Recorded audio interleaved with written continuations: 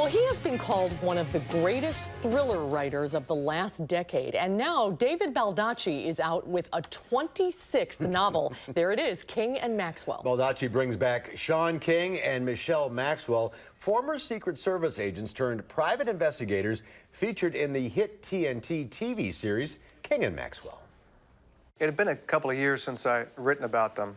So I felt there was time, and I also had this story that I thought they would be really good for. And sometimes you come up with a character first and then a plot. Sometimes the plot comes first and then you have characters, you sort of fill in with them. But it was time to bring them back, and I just thought they were the right fit for this. And people can visualize them now thanks to the TV series.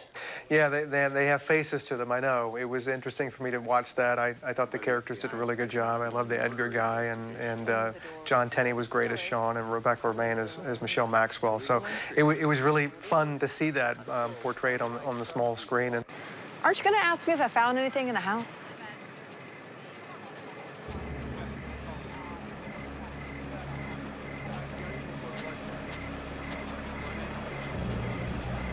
Did you find anything in the house?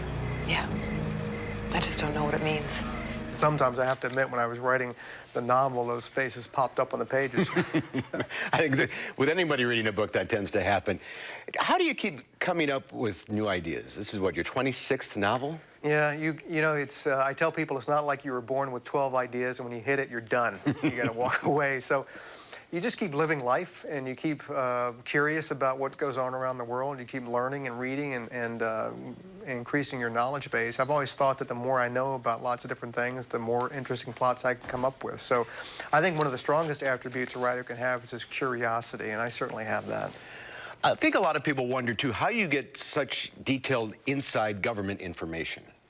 Well, I spend a lot of time with that. I become a journalist, a reporter. I go out, interview people, go to the places I write about. I find out about things in the trenches. I try to do some of the things that my characters do in the books.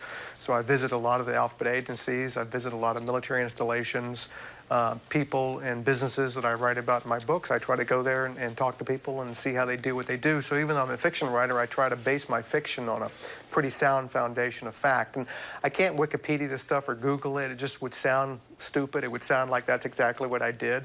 But going out and talking to people and finding out the nuances and the subtleties of how they approach their work, it's something that you can only get by going to them. I think the effort pays off. The book is a page-turner as usual. David, thanks for being with us today. Continued success. Thank you.